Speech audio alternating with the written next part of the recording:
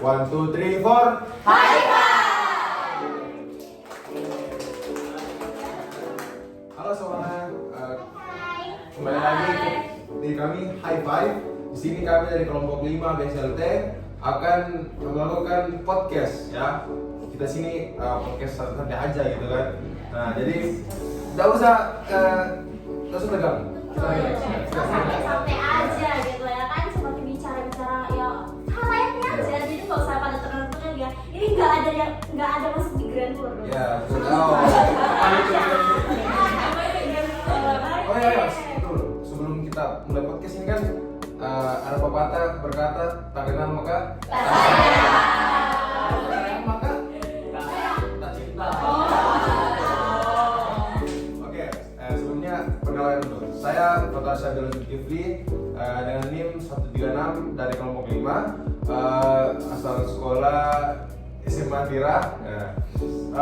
Makanan saya suka ayam goreng dan hobi mengaji.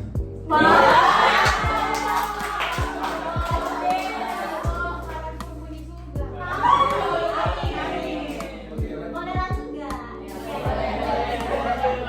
Oke, di sini nama saya Nisa Firdausa ini untuk kelompok ya kelompok 5 ya. Terus setelah itu NIM 211, kemudian hobi. Hobi saya itu buat baju guys. Jadi kalau misalnya ada mau buat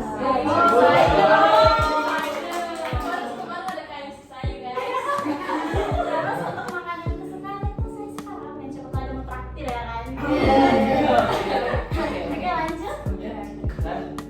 Halo teman-teman, perkenalkan nama saya Rama Faizul Putra Cesar, biasa dipanggil Rama. NIM channel 1124125 dari kelas A. Kemudian hobi saya itu sebenarnya ganti-ganti tiap hari guys. Tapi untuk sekarang nonton film. Nonton film. Boleh nambahin nggak film yang disuka itu apa? Film-film yang kayak dystopian movies, kayak Divergent. Berarti action. Action.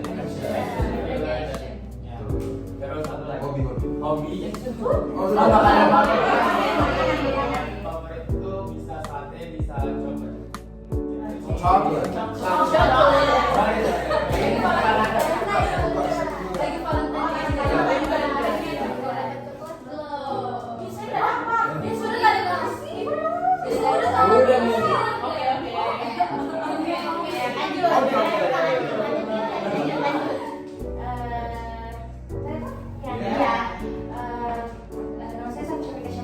Biasa dipanggil Safa. Halo siapa? Terus akhirnya 268, hobi nonton Nadia Omara. Terus makanan favorit Taichan. Chinese no?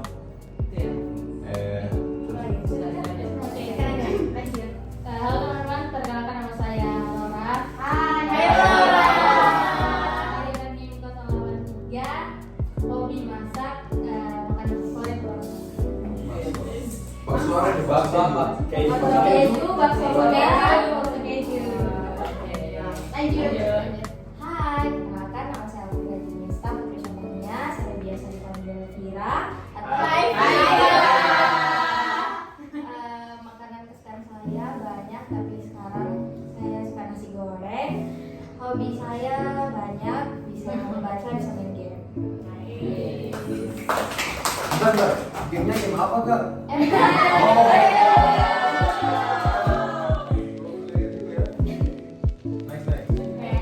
Hai, perkenalkan saya Nadia Rizky Putri, biasa dipanggil Nadia. Hai Nadia. Tim saya channel 114, 1244. Hobi saya sama juga nonton. Terus apa lagi ya? Saya juga suka baca, tapi baca novel. Terus apa lagi?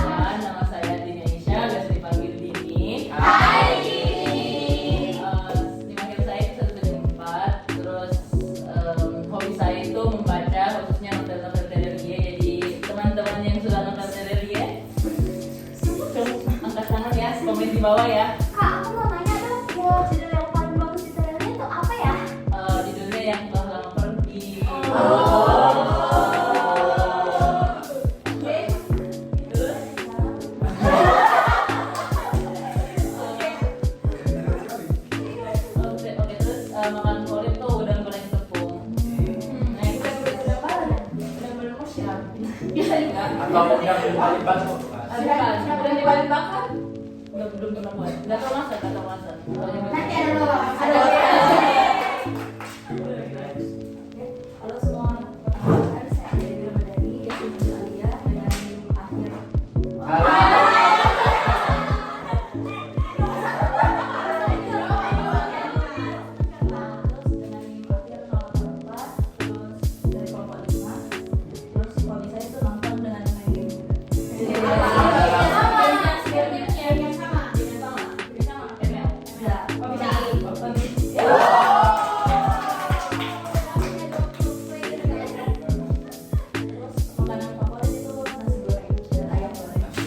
Indonesia banget ya, Indonesia banget ya.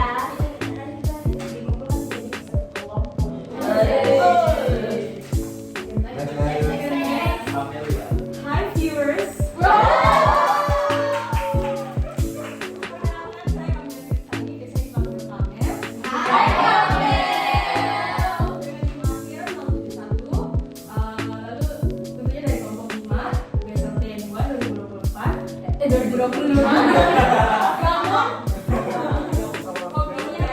Hobinya saya suka gambar dan suka lukis.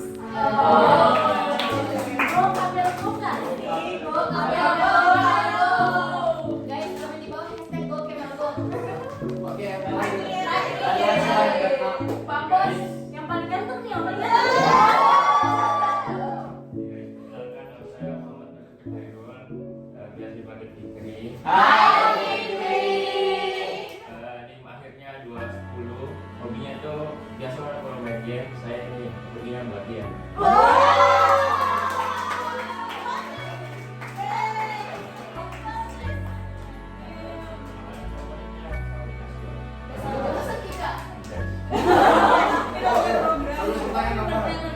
Jadi masuk kedokteran itu paksaan atau kemauan sendiri?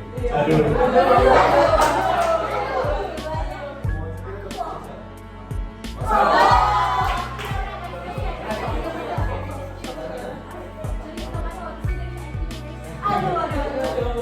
Oke, itu tadi perkenalan dari kami kelompok 5. Nah, sebenarnya kan kita ini sudah mau masuk ke materi. Nah, sebelumnya kira-kira ada yang bisa jelaskan tidak? Apa yang mau dibahas saat ini? Saya mau jelasin kak. Jadi materi kita hari ini tuh tentang climate action. Tugas terakhir kita BSLT guys. Oh. Jadi tema kita hari ini tuh tentang digital innovation dan adaptable learning for optimized growth atau disingkat dialog. Oke. Nah di sini itu kita kasih tahu ada nggak sih progres di podcast. Nah jadi di podcast hari ini tuh kita kasih tahu definisi dulu. Nah ada nggak sih di antara kalian semua tahu definisi tentang dialog ini sendiri? Coba siapa mau angkat tangan dulu pertama deh. Atau Mungkin dari MC. Oh ya, saya dulu. oh, di sini dulu kak. Padahal aku mau yang paling ganteng tadi. Oke guys, di sini saya akan menjelaskan sedikit terkait podcast kita. Jadi sebenarnya kita di sini akan membahas tentang inovasi pembelajaran digital di masa depan. Jadi nantinya pembelajaran yang akan kita gunakan itu perlu untuk diinovasi atau ditingkatkan. Menggunakan apa? Menggunakan Teknologi. betul sekali, pintar sekali poinnya. Nah jadi di sini kita akan membahas terkait sebenarnya apa kira-kira adakah ide-ide ataupun adakah alternatif lain yang bisa kita gunakan untuk meningkatkan sistem pembelajaran kita secara digital, karena kita sekarang kan hidup di era teknologi. Jadi tentunya sangat tidak adil kalau misalnya kita tetap berpaku sama sistem-sistem yang konvensional kayak belajar dari guru langsung tanpa adanya teknologi, pakai buku ya. Walaupun sekarang memang kita harus tetap menggunakan buku, tapi ya kita upayakan untuk tetap mengikuti digitalisasi. Kayak kita catat di laptop kah atau di tab dan lain sebagainya seperti itu. Oke, jadi sekarang kita kasih dulu minta lu pendapatnya masing-masing dari teman-teman, karena ya kan kita podcast diskusi. Kita diskusi mengenai Saya speed dulu lah. 2, 3. Apa coba?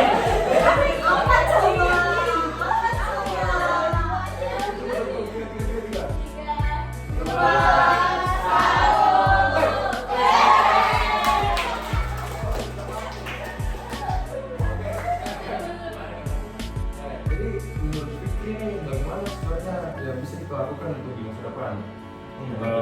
Pembelajarannya kira-kira. Kalau dari saya itu metode pembelajaran ya, metode pembelajaran yang memanfaatkan teknologi yang bertujuan untuk memberikan proses pelajaran itu sendiri. Apa tuh? Contohnya itu seperti kayak sekarang tuh banyak digunakan kayak VR kan, VR, ada AR juga, augmented reality.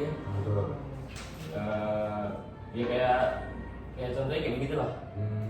Nah kayak ini juga apa yang dilakukan sekarang kayak podcast ini. Ini kan bisa jadi contoh pelajaran juga. Betul. Apalagi kan sekarang anak-anak zaman now banyak yang dengar podcast ya. Betul. Jadi alternatif mungkin kita ke depannya bisa belajar dari podcast. Kita dengan podcast ataupun ya minimal lagi berkegiatan lagi misalnya lagi sibuk toh lagi organisasi, ya kita bisa dengar materi dari podcast. Tadi juga sempat dibahas terkait virtual reality. Nah, kira-kira itu kalau misalkan kita gunakan virtual reality sekarang memang efektifkah atau apakah ini akan menghambat kira-kira menurut Fikri? Kalau menurut saya itu VR itu sangat membantu karena ya kita tuh langsung kayak terjun ke dalam dunia ininya gitu. Berarti kemarin ini pas FGD dia intro ya. Oke, kita spin wheel aja lagi Mas Tasya. Sampai coy kalau langsung kita langsung bisa ya. Langsung aja.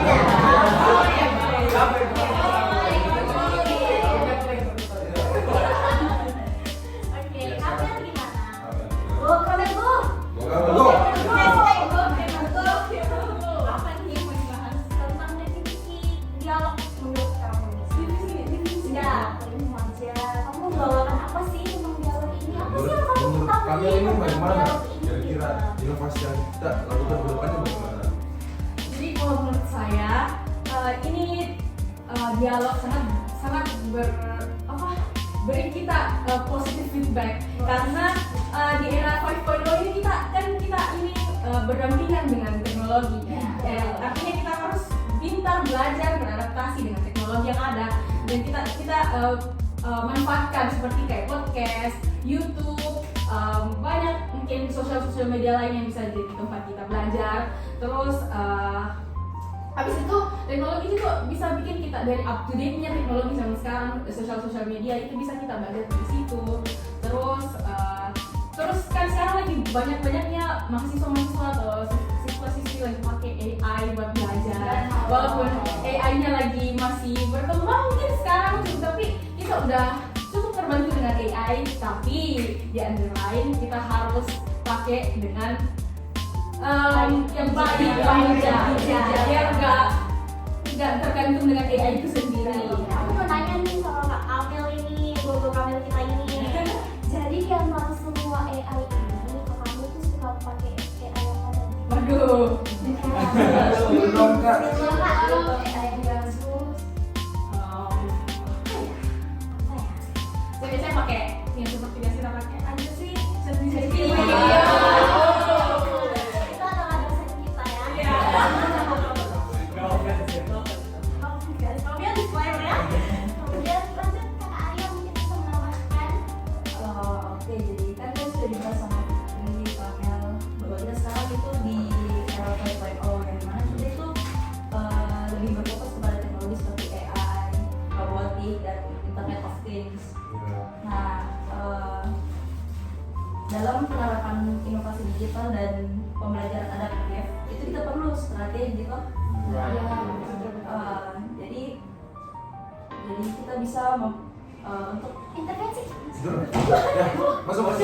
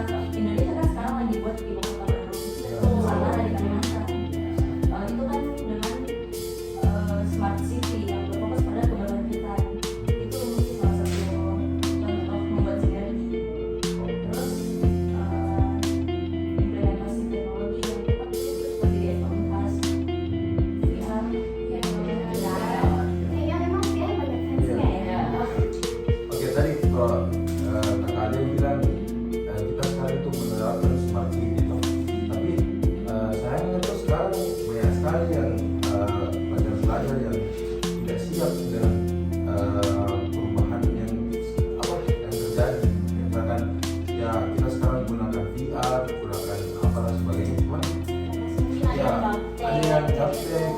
Nah, kira-kira ada tanggapan dari kalian terkait masalah itu? Aku masukkan aja nih. Yang masukan kira-kira?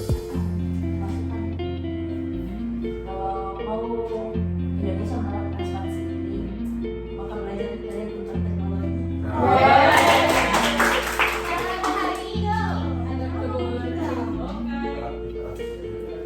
Oke lanjut kakak Andi nih. Oke, jadi definisi tentang dialog. Betul sekali. Menurut kakak tuh apa sih? Sebelumnya tadi kan sudah dipaparkan ya. Dialog ini tidak terlepas dari yang namanya teknologi. Tapi saya ingin menekankan di sini bahwasanya ini semua tidak terjadi jika tidak ada perkembangan teknologi. Perkembangan teknologi yang dimana kalau kita bicara tentang perkembangan pastinya ada perubahan dari masa ke masa. Lebih tepatnya itu di sekitar era abad ke-20-an itu betul-betul teknologi sudah berubah drastis yang dimana sudah ditemukan pesawat, kemudian ditemukan mobil, kemudian mungkin ditemukan juga listrik dan alat-alat elektronik lainnya. Nah di situ menurut saya adalah titik balik di mana digitalisasi itu dapat terjadi, terutama pada abad ke-21 ketika mungkin seperti yang tadi sudah disebutkan seperti AI, kemudian VR itu semua sudah berkembang dan di masa yang akan datang itu pasti akan lebih maju, lebih baik lagi perkembangannya di masa saat ini. Berarti perkembangan antara Society 4.0 sama Society 5.0 itu cukup tipis ya? Tipis, cukup singkat menurut saya. Oke. Oke, untuk kakak Nadia, tolong dong definisinya. Kalau dari saya sih kan sudah banyak nih tadi yang inovasi teknologi. Nah, pertama ini saya mau lebih ke tekankan ke adaptive learning. Nah, apalagi yang kayak kita pakai pas semester 1 diisi untuk mengisi questionnaire VAR. Nah, apa sih questionnaire VAR itu? Nah, VAR itu merupakan singkatan dari visual, auditory, read atau write, dan kinestetik yang dikembangkan oleh adaptive learning. Nah, questionnaire VAR ini itu paling populer yang kita gunakan. Misalnya, cara kita dalam memahami pembelajaran itu mungkin lewat gambar, diagram. Nah pasti itu gaya belajarnya visual, atau mungkin lebih ke dengan ceramah, diskusi, auditory. Terus apa lagi ya? Mau menulis atau membaca. Nah itu ya pasti witatorai, dan terakhir melalui pengalaman langsung. Nah pasti kinestetik. Mau nanya dong ke kakak Nadia. Nah ini kan kita nih semester 1 udah cek part kita kan, dari part kita udah ada hasilnya belum? Ada. Nah untuk kakak Nadia nih hasil partnya apa? Visual kah? Auditory kah? Kalau dari saya sendiri sih apa ya waktu itu? Kayaknya visual kinestetik. Jadi sekalian dan langsung preparativitas. Ya, yang lebih paham jadi kalau masuk lab lebih ngerti. Oke, kalau dari Nadia tadi tuh dia tekankan kita harus adaptive learner karena saat ini tuh banyak sekali perubahan-perubahan toh, misalnya kayak orang tiba-tiba langsung saat ini kita bisa lihat badannya orang pakai VR saja. Nah ini butuh adanya questionnaire VAR tadi yang dimana dia bilang kita harus pahami gaya belajar kita harus learning how to learn, belajar cara belajar kita. Nah, jadi kita bisa pahami materi dengan baik, kita bisa efisienkan waktu dengan baik sehingga kegiatan-kegiatan yang dilakukan itu lebih optimal, lebih efisien dan efektif. Begitu kalau dari kata Kak Nadia. Beda memang kan kalau ketua. Beda memang. Ya, oke saya tadi. Kakak Pice. Jadi teman-teman sekalian kan tadi sudah membahas banyak ya tentang teknologi. Kalau saya sendiri saya mau berpendapat bagaimana pentingnya adaptive learning ini, apalagi khususnya bagi kita mahasiswa kedokteran. Kan kita tahu teknologi ini bakal berkembang terus-menerus ya. Jadi kita harus adaptif terhadap inovasi-inovasi agar tidak ketinggalan. Apalagi sebagai mahasiswa kedokteran ya, kita itu memiliki banyak beban, sehingga misalnya ada materi yang sulit dengan teknologi ini, adaptive learning ini kita bisa kayak mengakses sendiri pembelajaran itu sebelum mata kuliah itu. Jadi kita tidak ketinggalan. Terus dunia kedokteran itu kan dinamis, jadi kayak ada metode baru, penelitian baru, terus ditemukan di kedokteran. Jadi mau tidak mau ini kita harus memang memiliki rasa untuk adaptif terhadap teknologi ini. Jadi kalau misalnya ditanya ya, seberapa penting sih teknologi ini? Saya merasa ini sangat penting dan sudah menjadi kewajiban kita semua untuk adaptif sehingga kita bisa menghadapi tantangan di masa depan. Kalau boleh tahu Kak Alvira ini kira-kira Kak Alvira itu sudah buat apa sejauh ini untuk bisa berhadapan dengan teknologi? Kalau saya sendiri ya, saya selalu memanfaatkan teknologi untuk mengakses pembelajaran dari mana saja, dari sosmed kan tadi juga dijelaskan Pak itu. Saya juga sebenarnya hasil Pak itu visual, jadi saya memanfaatkan sosmed juga kembali untuk menerima pembelajaran itu dengan baik menurut saya. Sosmed sekarang itu bukan cuma ajang pamer-pameran ya, bukan, atau juga tentang kedokteran, tentang bagaimana cara klinik. Bagus sih sebenarnya sekarang. Nah kemudian untuk kakak Laura nih, Kalau dari saya sih dia itu sangat membantu saya karena kadang-kadang di kampus saya tuh masih belum terlalu paham dengan materi yang diajarkan, jadi saya bisa dengan gampang mencarinya di internet, baik itu melalui sosial media atau juga saya kan mencari di ChatGPT. Tapi saat saya mencari referensi, kita juga harus bisa melihat apakah referensi ini tuh relevan atau sesuai lah dengan fakta yang ada. Karena saya pernah dapat itu tidak kurang sesuai dengan fakta yang ada. Jadi kita harus bisa mencarinya dan bisa lebih bijak lah dalam mencari referensi.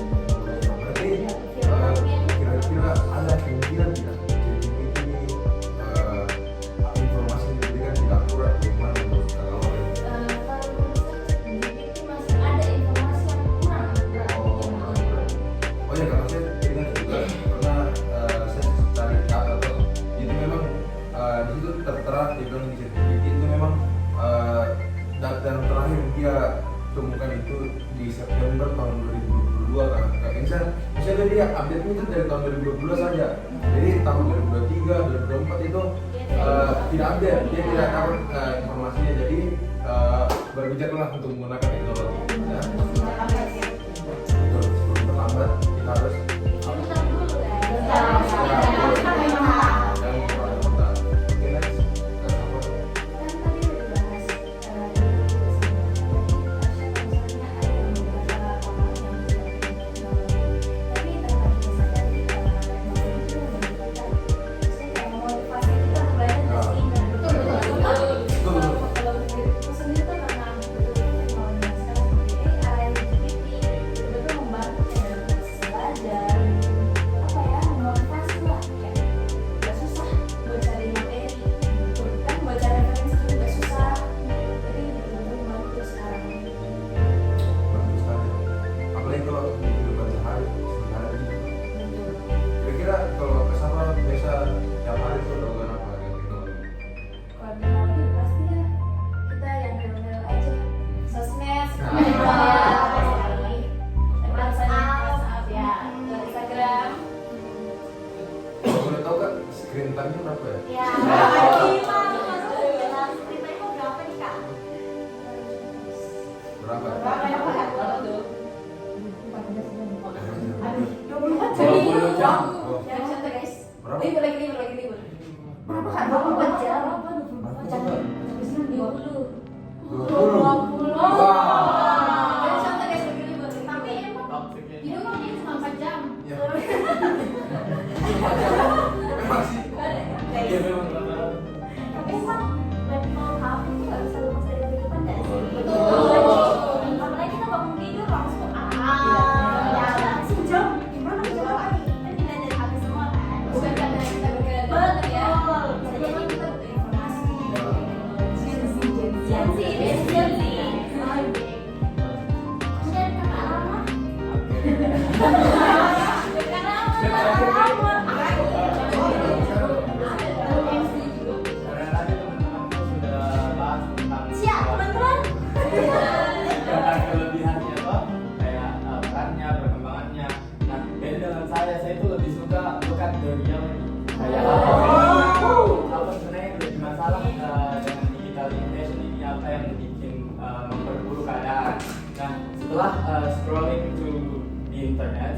saya dapat ini ada beberapa dampak negatifnya guys. Yang pertama itu keamanan data dan privasi seperti kita simulasikan tentang keamanan data. Terus yang kedua itu manipulasi data digital, kayak karena semua sekarang sudah kayak berubah menjadi digital kan.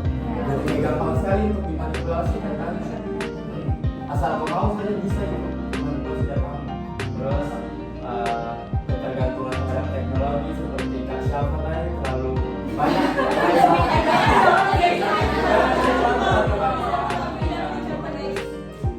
Kalian memang kecil fokus sama adaptive learning ke teknologi Pak. Tapi nyatanya setelah saya cari-cari di internet ini lebih banyak lebih menonjol ke ketergantungan, malah bukan yang kayak seharusnya adaptif tapi malah kayak lebih ketergantung.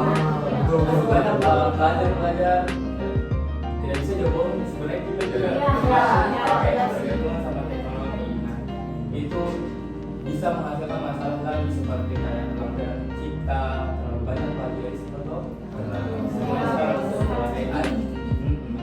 Terus ada lagi masalah kesenjangan digital karena tanpa dipungkiri kita semua tahu masih walaupun sekarang Indonesia itu kayak digitalnya berkembang terus, tapi tetap masih ada saja wilayah kayak belum terkena sama digital itu sendiri. Jadi ada kesenjangan digital. Itu tidak merata gitu. Ya, tidak merata. Terus yang terakhir itu risiko pengangguran karena terlalu banyak nih automatisasi. Saya sebenarnya juga baca di internet ada nih mode otomatis. Ada software banyak lagi pengangguran Pak. Kalau misalnya di Amerika, kalau saya sekarang sudah ada taksi yang driver. Apalagi sekarang kayak Tesla dan lain sebagainya itu kan sistemnya sudah kayak autopilot lah. Iya, autopilot. Malah itu berbahaya untuk kita karena pekerjaan bisa digantikan. Itu masih untuk hal-hal yang kayak kecil. Bisa jadi dokter mungkin, siapa tahu ada robot. Apalagi kan sekarang ada yang bedah dari jauh itu loh. Robotic surgery. Robotic surgery ya. Nah, itu bahaya teman-teman. Tapi di antara masalah-masalah ini bukan berarti harus dihilangkan teknologinya. Kayak kitanya yang harus berubah, bukan teknologi yang harus dihilangkan. Kita yang tidak boleh ketinggalan. Iya, tidak boleh. Kita nggak boleh kalah dari teknologi. Adaptive learning boleh, tapi jangan juga ketinggalan sama skillnya robot yang kalian buat. Sedikit tambahkan kalau misalnya perbedaan kita antara kita dengan robot itu, ya kita sebagai manusia tentunya kita punya yang namanya hati. Iya. Kita berpikir pasti menggunakan hati. Untuk program bagaimanapun empatinya robot sama manusia itu beda. Beda. So it's about feeling. Oke, next. Kak Ica nih. Oh, sorry ya, Last Pak. one but not least, also and not least. Ini tuh Oh ya belum tahu.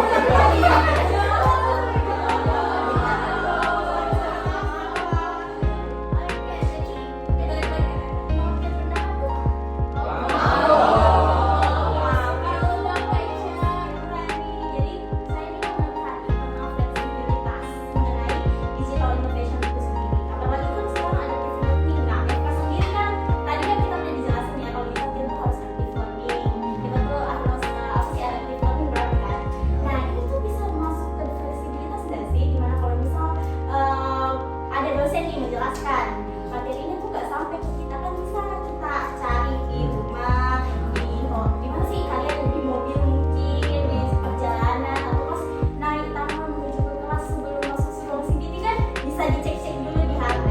Itu tuh betul-betul fleksibilitas untuk digital innovation tuh aku top banget sih untuk sekarang, memudahkan banget. Kita nggak usah kayak print dulu, kayak mungkin aku bilang kayak kecil ada buku udah kan dah rempong kan. Itu konvensional banget, jadi kayak udah mengasih istilahnya memudahkan banget untuk kita para mahasiswa. Itu sih menurut aku. Karena kalau sedikit fun fact itu yang pernah saya dengar pas tahun 80-an atau 90-an itu kita lah masih FK, kalau misalkan kita belajar materi, kita bayangkan ini buku Sobota, Sobota. Kota yang gede itu kan. Tapi dia versi abu-abu. Jadi kita tidak bisa lihat kemana warna darahnya,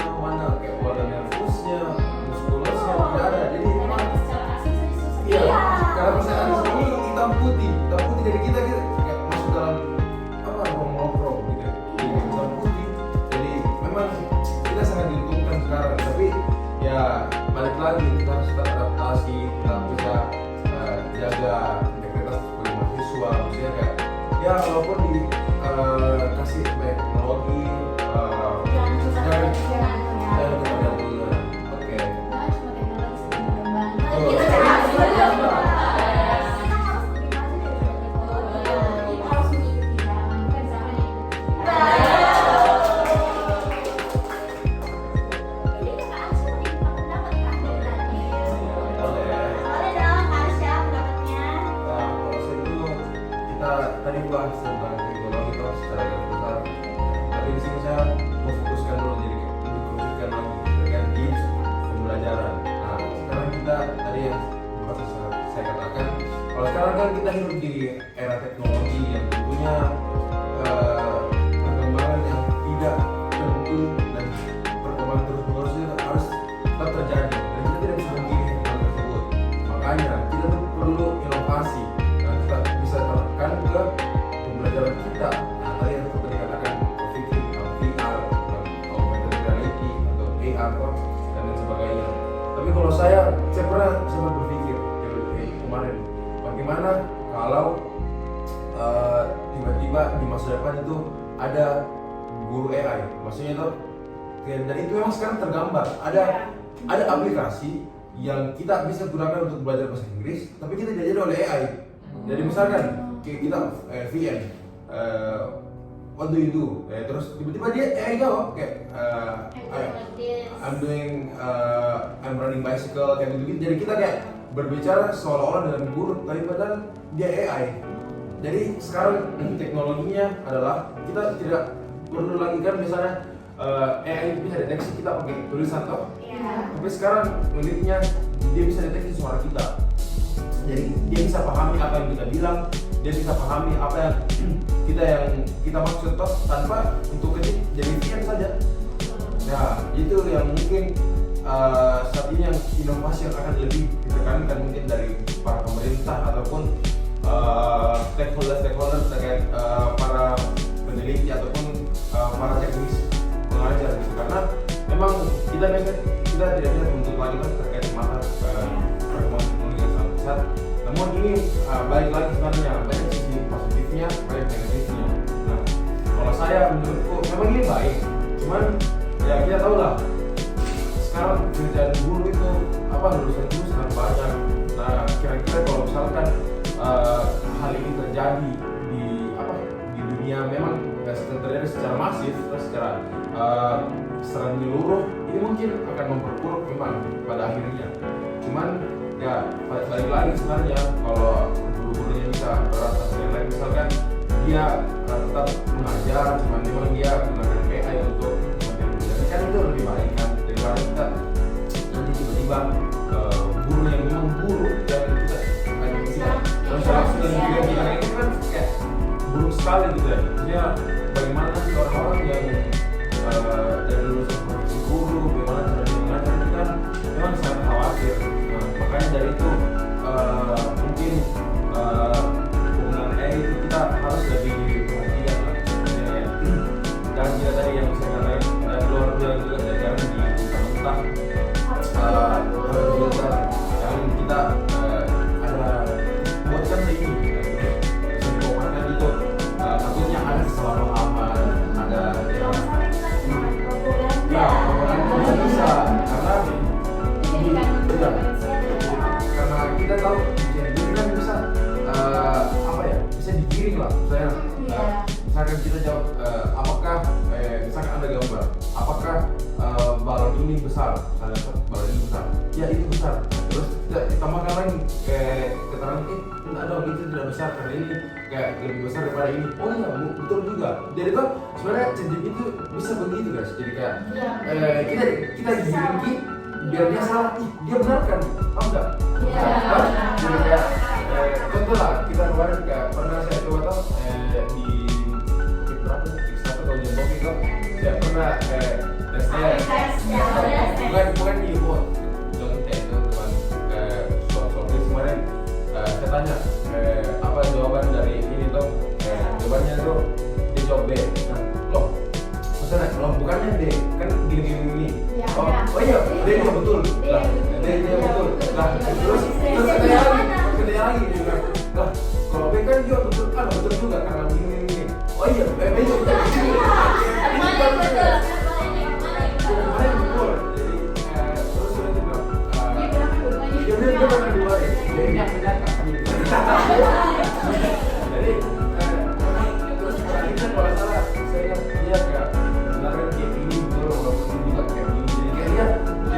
tujuan pastinya gitu ya. Jadi memang dia bisa digiring, dia bisa di apa sih?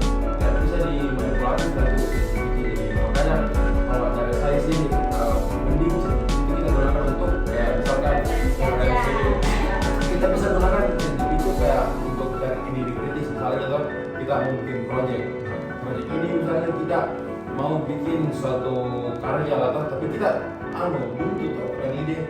Nah sebenarnya itu gunanya AI yang kita gunakan itu supaya jadi pemantik referensi. Misalkan dia kasih kita mau buat apalah karya mobil kita mau buat tentang kita kayak bikin desain mobil misalnya kira-kira apa komponennya yang mau dibikin tanya AI gitu. Tapi kita harus kritisi saja. Nah seperti itu supaya terjadi apalah kita bisa berpikir kritis juga, bisa lebih tahu apa yang kita lakukan, lebih mempercayai pemahaman kita. Jadi kakak Arsha sendiri ini menegaskan banget filter guys, filter. Tidak mentah-mentah kita harus menerima semua informasi karena kan kita bisa dikirim juga nih informasi dari ChatGPT terus digiring terus ternyata GPT-nya salah, kita yang benar, tapi kita yang menyalahkan diri sendiri kan kita nggak tahu ya. Jadi tetap harus difilter dulu. Betul sekali. Jadi udah semua ini. Udah semua ya. Masih mau dilanjut kah? Oh iya. Nanti kita tunggu part 2-nya. Sekian nanti ya.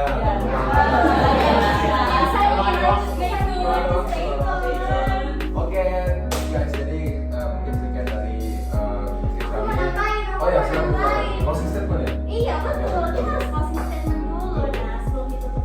Nah kita kan ini udah lewatin berapa hari sih biasanya? 4 hari ya. 4 hari biasanya ya.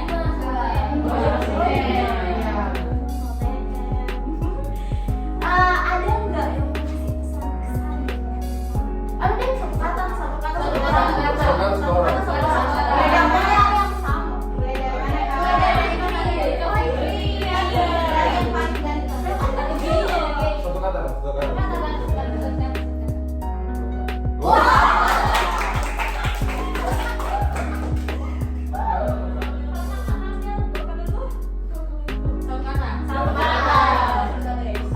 Jangan malu kak. Kenalin. Satu kata untuk BSLT, tegang. Tegang. Udah bisa sadar ya kak? Lanjut dan ini. Kalau saya menyala. kalau saya apa ya? Pinky. Next. Kalau saya espresso. Kalau Kece.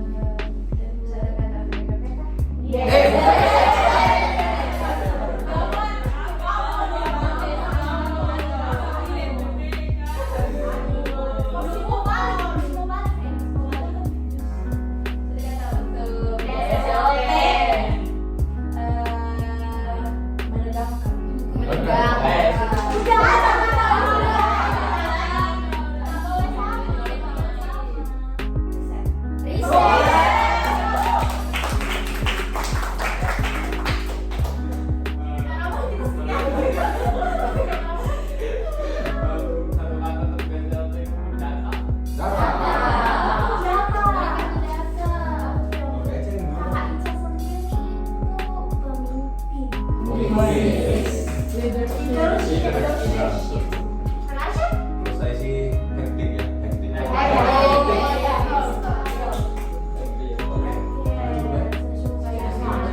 Jangan lupa location-nya nanti jangan. Ya, oke, jangan lupa subscribe